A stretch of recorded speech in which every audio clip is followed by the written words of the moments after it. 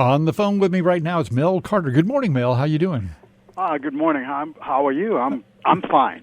You're good out there. You just woke up. You're out there in California. Yeah. Yeah.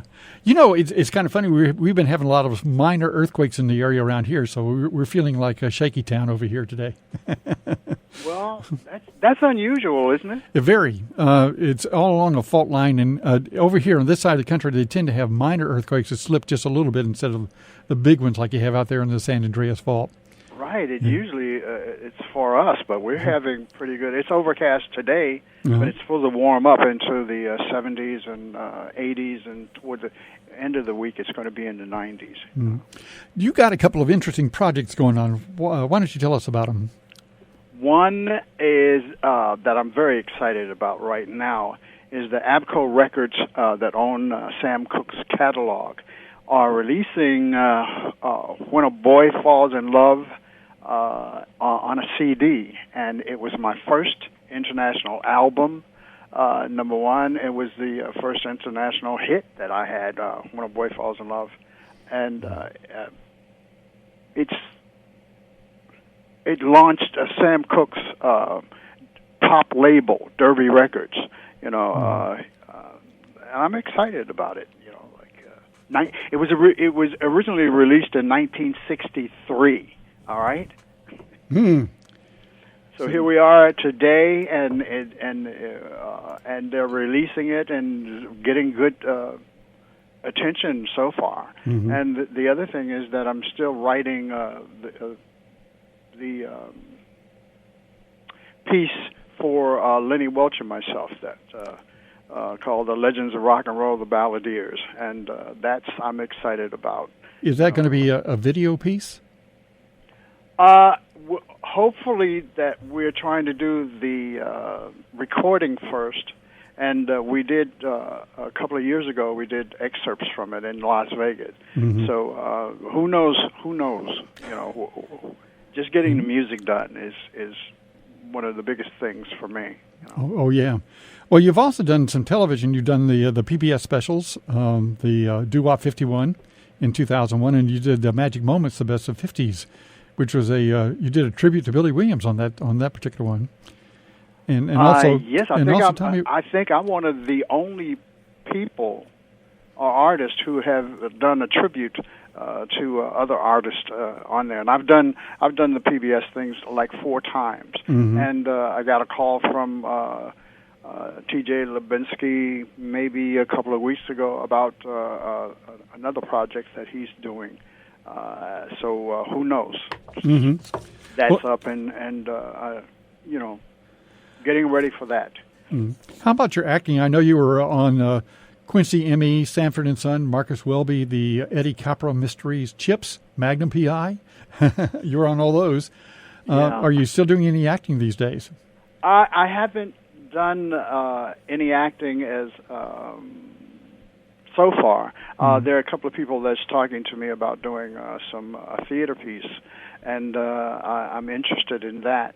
But you know, whatever comes my way, and you're healthy and able to get on board. You know what I'm saying? Yeah, I know that you're out there on Facebook, and that's it's interesting to see your post out there, and I love the way you start off every one of your posts.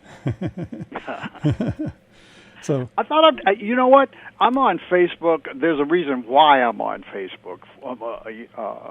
Somebody posted something a few years ago that was untrue. So I figured that let me go on, and if there's anything that's happening with Mel, that I would be the one to release it. And that the true facts would come from me. And that's what I try to do. And when I post things, I try to be positive and not negative. You know? Wow. Well, it is kind of a different world out there with social media being what it is these days.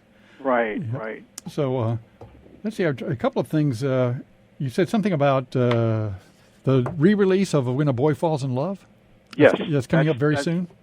Yes, that's what I started off saying that, and that was the Abco Records are re-releasing When a Boy Falls in Love. That's on CD, and they're redoing the album as well.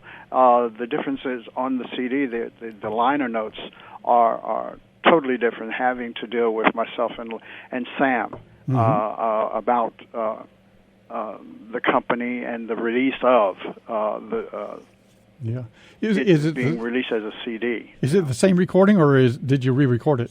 No, it's the same recording. Oh my! Remaster. I think they did some up to date mixing and remastering of it. But other than that, it's the same thing. And to show you how savvy Sam Cooke was, we on that. Along with some of the original songs, they did some of the standard pieces that normal people that was doing in those times too. He was savvy. It just didn't. The Great American Songbook was some of the songs that we did on that particular. Yeah, as a matter of fact, he wrote that the song "When a Boy Falls in Love," which you. Yes, he did. Yeah. He didn't write it with me. That's another misnomer. That they said that's been printed saying that he and I wrote it. No, he wrote it with somebody else. I can't remember the name of the person that he wrote it with. But what was so funny that. The reason I got the song is because I was the only person who could sing as many words to a phrase. His phrasing, I could do it exactly like he did, and he was always very, very, very proud of that. Some of my favorite Sam Cooke songs are actually from his Soul Stirrer days. Were you around when he was still with the group? That's when we first met. We first met in Chicago when I was with the Robert Anderson Singers, and we did, the gospel packages, and that's when I had first met him. I was a teenager then. Wow. Hey, you still are a teenager in my book. Nowadays, it's teenager. That's right. I'm still trying to figure out what I want to do when I grow up. I understand. So it looks like the 27th is the release date of When a Boy Falls in Love. You know what? I have no idea. That all I've been doing is doing the promo. The signing of some of the albums and inserts for the CD. Yeah. But as of yet, and I keep getting on Facebook, the people that are pre-ordering it from Amazon and some of the other cyber distribution places. Well, maybe I can shed some light on this then, because I followed your link out to Amazon and found out that they have now announced May 27th as the release date. So, okay. So there you go.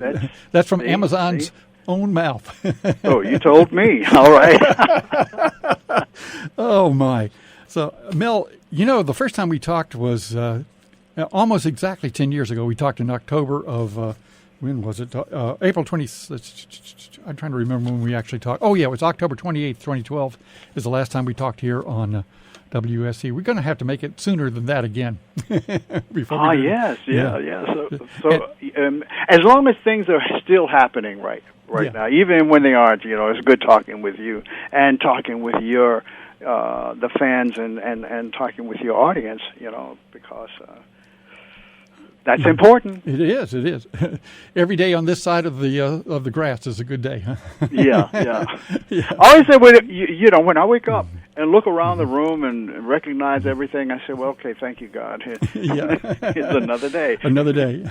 Out there in Paradise in Southern California. Yes. And just for I know I asked you this offline, but I'll ask again just in case some people are worried about it. You are clear of the fires out there, right? Oh, yes. That's out in Laguna. And now I live in Hollywood, and that's quite a ways. Well, not quite a ways, but it's far enough for us not to be threatened by the fire thing. How far away are you from Laurel Canyon, the old enclave? Laurel, actually, maybe 13, 15 blocks. Oh, from Laurel Canyon. So you're right in the neighborhood. Do you ever run into Carole King? Oh my, those are some memories for sure. Yeah. Mel, thank you so much for spending some time with us this morning, and I really do appreciate it. And I will send you back your DAT tape. I need to get your address again and send your DAT tape back to you. Oh, my goodness. Mel, thank you so much for talking with us this morning. Thank you. Thank you very much, and thank all of you out there.